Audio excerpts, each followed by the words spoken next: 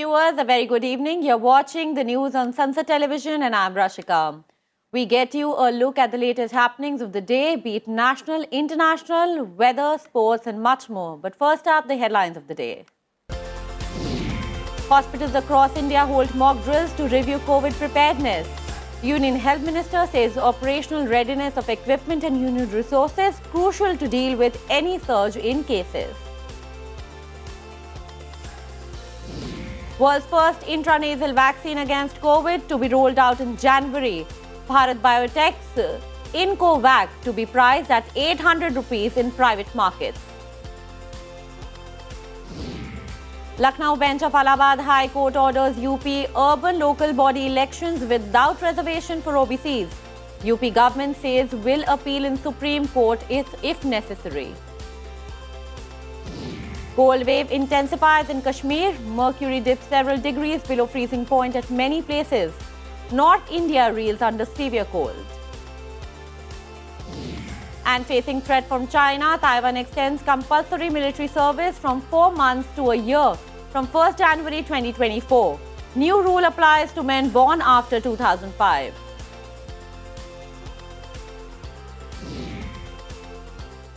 Let's now take a look at some flash news.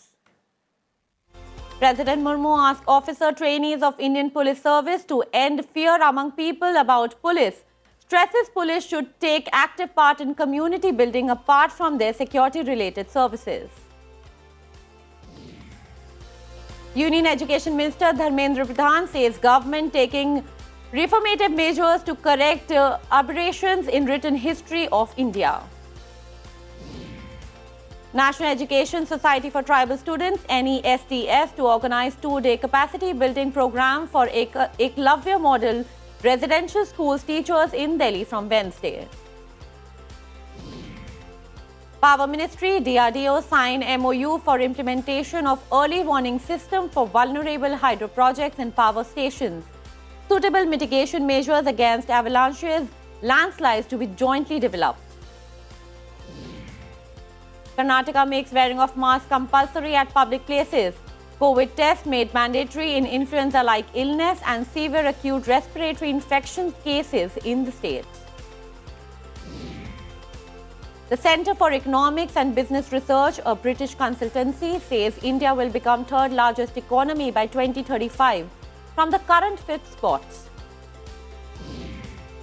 Centre approves projects worth around 2,700 crore rupees for developing sewerage infrastructure in Ganga Basin. Plea filed in Supreme Court challenging Centre's decision to set up panel to examine granting scheduled caste status to religious converts. The Election Commission says it has initiated the delimitation of assembly and parliamentary constituencies in Assam and will use the 2001 census figures for the readjustment of seats. South Korean President Yoon Suk-yeol's government to grant a special pardon to former President Lee Myung-bak, sentenced to 17 years in prison on multiple corruption charges. Now news in detail. Mock drills were held in many hospitals across the country today to test their preparedness to deal with any spurt in COVID cases. Both government and private hospitals participated in the exercise. Union Health Minister Mansukh Mandavia oversaw the mock drill at the centre-run Safdarjung Hospital in New Delhi. He said that it was important to gauge operational readiness of equipment and human resources as COVID cases are rising all over the world and India may witness a spike too. Cautioning against the complacency, he urged everyone to follow COVID-appropriate behavior and refrain from sharing unverified information. हमारी सारी hospital Covid case देश में बढ़े तो संपूर्ण तरीके से तैयार रहे ताकि देश के नागरिकों को दिक्कत ना रहे और उसको अच्छी तरह से ट्रीटमेंट मिल सके. State health ministers reviewed the drill in their respective states. UP Deputy Chief Minister Brajesh Pathak visited a hospital in Lucknow to assess its COVID preparedness. Hospitals in West Bengal too conducted COVID mock drill to check infrastructure and preparedness. In Varanasi, 11 hospitals took part in the exercise.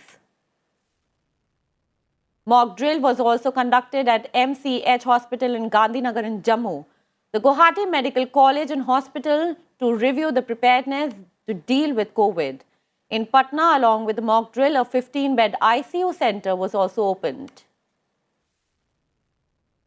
As seen in the visuals, Delhi Deputy Chief Minister Manish Sisodia visited the Delhi government-run Lok Nayak Jayaprakash Narayan Hospital to assess the drill. Tamil Nadu State Health Minister M.A. Subramaniam inspected a mock drill at the Rajiv Gandhi Government General Hospital in Chennai. In Hyderabad, the mock drill was held at state-owned Gandhi Hospital and Medical College. The COVID-19 intranasal vaccine in Covac is now available on CoWIN portal and is priced at 800 rupees for private markets. It will cost 325 rupees for government supplies. Bharat Biotech International Limited said that the vaccine will be rolled out in the 4th week of January next year. Earlier this month, Bharat Biotech received approval from the Central Drug Standard Control Organization for the use of heterologous booster doses of Incovac. Incovac is the world's first intranasal vaccine for COVID to receive approval for the primary 2-dose schedule and as a heterologous booster dose. Incovac was developed in partnership with Washington University, St. Louis. A blanket of dense fog continues to envelop the Delhi and National Capital Region today, lowering visibility to just 50 meters in Delhi. The national capital shivered on a severe cold day today as its minimum temperature fell below that of Dehradun, Dharamshala and Nainital. With a high wind chill factor in the play, the weather office had predicted a cold day in Delhi. The Safdarjung Observatory lodged a minimum temperature of 5.6 degrees Celsius, a notch below normal. Severe cold wave continuing over this belt also, North Rajasthan, Punjab, Haryana, Delhi and West UP. The dense fog and very dense fog, that is visibility 0 to 200 meter, so continue to prevail over this belt actually. There will be improvement significant on 29 because we have a WD, feeble, it is not that much active, but it will give a fresh snowfall over the Himalayan state like Jammu Kashmir, Leh Ladakh, Himachal Pradesh. Cold wave conditions will continue in North India till Thursday, according to the Indian Meteorological Department. IMD has said that dense fog conditions prevailing in parts of Punjab, Haryana, Uttar Pradesh, Delhi and other parts of the country will continue for the next 2 days. Fog shrouded many parts of Punjab and Haryana, where intense cold weather conditions continued today. In Haryana, Narnaul shivered at 1 degree Celsius, 4 degrees below normal. In Punjab, Bhatinda experienced cold weather conditions at 1.4 degrees Celsius. Amritsar recorded a low of 5 degrees Celsius, while Ludhiana's minimum was 6.6 degrees Celsius. The Met Department said dense to very dense fog is also expected to continue over many parts of Haryana, Chandigarh and West UP and in isolated pockets over North Rajasthan during the next 24 hours. Cold wave conditions gripped Kashmir as the mercury fell by a couple of degrees across the valley to push the minimum temperature further below freezing point, officials said on Tuesday. The interiors of Dal Lake and several other water bodies in the valley also froze. The minimum temperature in Srinagar settled at minus 4.8 degrees Celsius, down from minus 3.5 degrees Celsius on Sunday night. A severe hailstorm hit several places in Dibrugarh district in Assam, damaging over 500 houses across villages, officials said on Tuesday. The Regional Meteorological Center in Guwahati has issued a warning that thunderstorms and lightning with hail are very likely to occur at isolated places over Assam and other states in the northeastern region during the next 24 hours. The Lucknow bench of Allahabad High Court has paved the way for the urban local body elections in Uttar Pradesh. The court has ordered that the polls should be held at the earliest and without reservation for the other backward classes. The bench quashed the draft notification issued by Uttar Pradesh government on 5th December for reservation of other backward classes in the urban local body elections. Uttar Pradesh Chief Minister Yogi Adityanath said if necessary, the state government will approach the Supreme Court to appeal. The verdict comes on the back of PILs challenging the preparation of the OBC reservation draft without following the triple test formula prescribed by the Supreme Court. The 67th National Convention of Indian Junior Chamber International was organized in Delhi. Lok Sabha Speaker Om Birla addressed the convention today. Lok Sabha Speaker said that today we are celebrating the Amrit Kal of our independence. He said that it is the responsibility of the youth to work towards India's progress in the next 25 years for the centenary celebrations of independence. The Lok Sabha Speaker said that the G20 conference is also being organized in the country during 75th year of India's independence. He said that G20 conference will give a new direction to the entire world.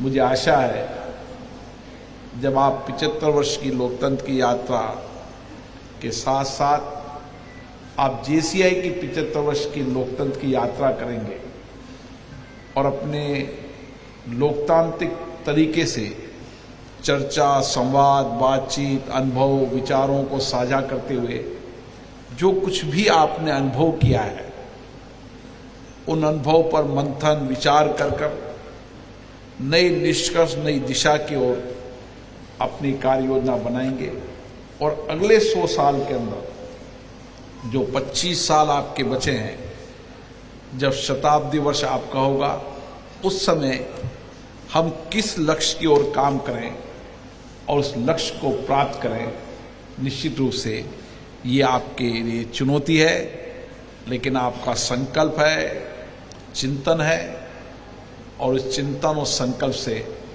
आप इस 100 साल की यात्रा के अंदर JCI international देश के युवाओं के विकास, सकारात्मक परिवर्तन, उनके राष्ट्र निर्माण के अंदर एक महत्वपूर्ण योगदान देगा. Now, a quick look at some more news from across the nation.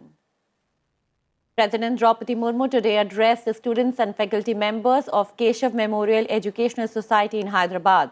She also inaugurated a photo exhibition on Hyderabad Liberation Movement, showcasing the contribution of regional freedom fighters on the second day of her southern sojourn. Kerala Chief Minister Pinarayi Vijayan called on Prime Minister Narendra Modi at his official residence in New Delhi. The Kerala Chief Minister was in the capital to attend the Politic Bureau meeting of the CPM held in Delhi today. The Ministry of Home Affairs has given its consent to change the names of two places, Mundera Bazar Municipal Council in Gorakhpur and Telia Afghan Village in Devriya district in Uttar Pradesh, following recommendations from the state government. The Home Ministry issued no objection certificates to change the name of the municipal council to Chauri Chaura and that of the village to Telia Shukla. India recorded a single-day rise of 157 new COVID-19 cases, while the count of active cases of the disease has marginally decreased to 3,421, according to Union Health Ministry data updated on Tuesday. The tally of COVID cases in the country has gone up to 4.46 crore. The death toll due to the disease stands at 5,30,696, with one fatality being reconciled by Kerala, the data updated today showed.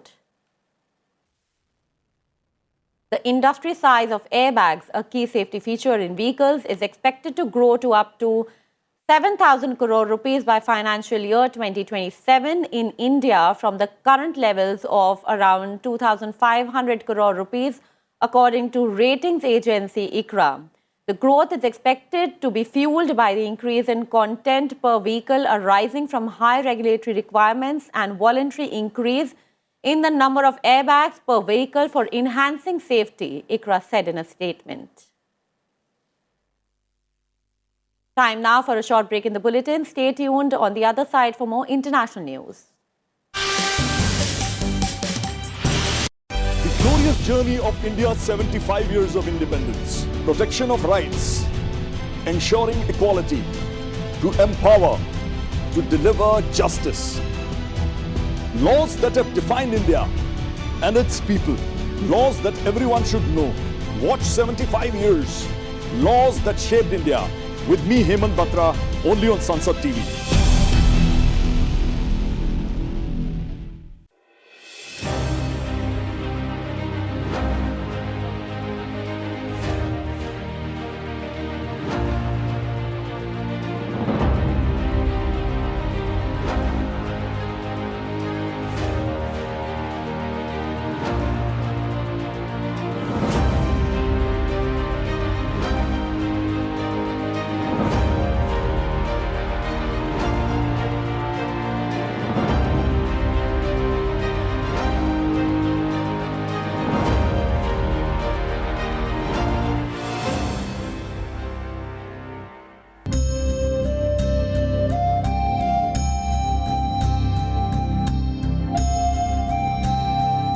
India became free 75 years ago. We all know that we have fundamental rights. But do you also know that we have fundamental duties? The duty towards our nation, to develop a scientific temper, humanism, and the spirit of inquiry and reforms. Jai Hind.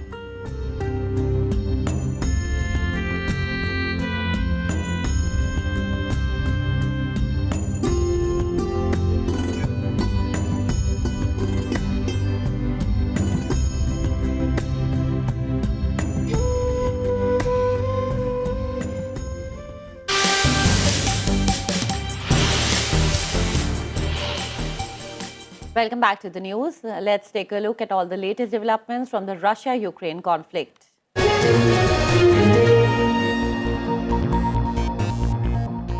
In today's developing news from the war zone,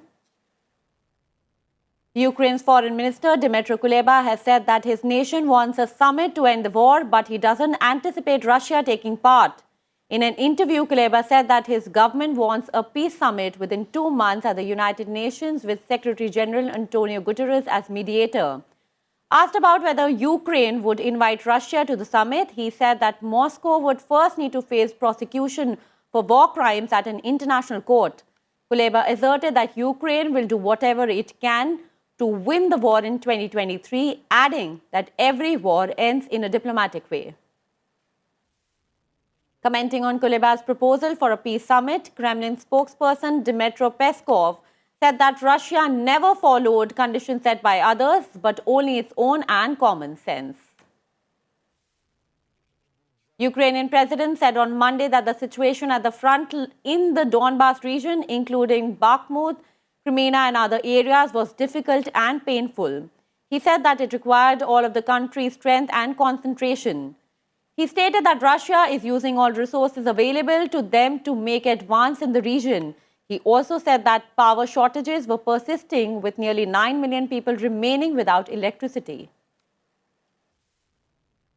Ukrainian soldiers have built a mobile surveillance tower on top of a car to help them to locate targets for artillery strikes.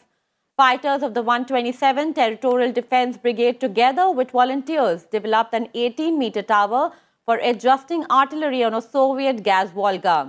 The soldiers set up the tower manually, which takes about 15 minutes. The tower cost about $5,000 to develop, and the camera can see up to 5 kilometers. Now, news from across the globe.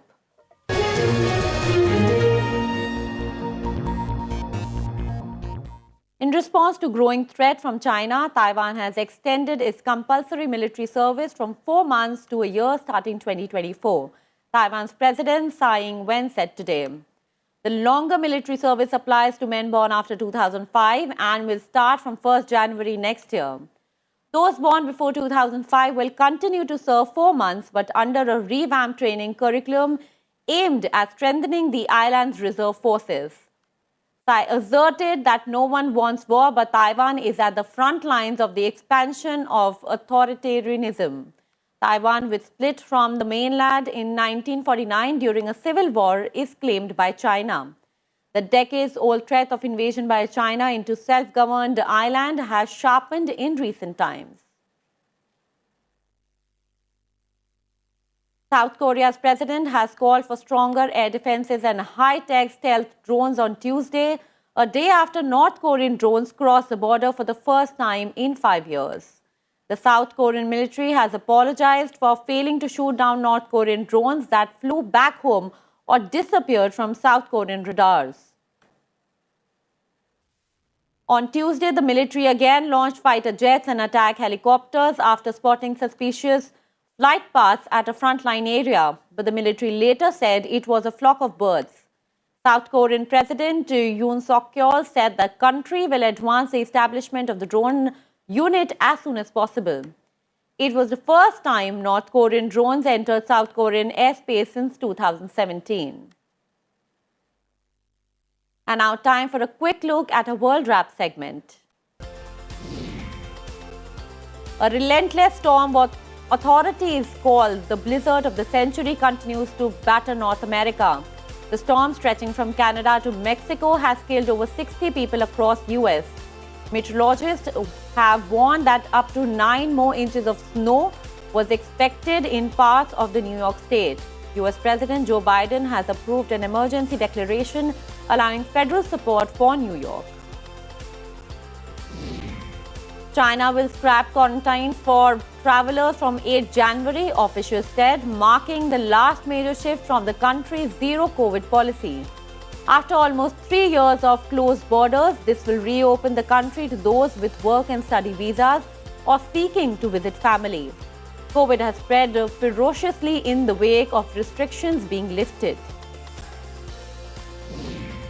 A boat carrying 174 Rohingya refugees landed in Indonesia's western Aceh province on Tuesday, as another 20 Rohingya are feared to have died at sea in recent weeks. According to the UN refugee agency UNHCR, the refugees, most of them dehydrated, fatigued and in need of urgent medical care after weeks at sea, have been temporarily settled on the grounds of a local junior high school in Aceh's PD district. The Ocean Viking charity vessel on Tuesday rescued 113 migrants on board an overcrowded boat off the North African coast during a night operation. According to a press release by NGO, among the rescued people, there were 3 infants, the youngest 3-week-old, 23 women, some pregnant, and 30 unaccompanied minors. Israeli Prime Minister designate Benjamin Netanyahu moved one step further on Tuesday toward establishing a government after Parliament approved divisive legislation agreed with his far-right coalition partners.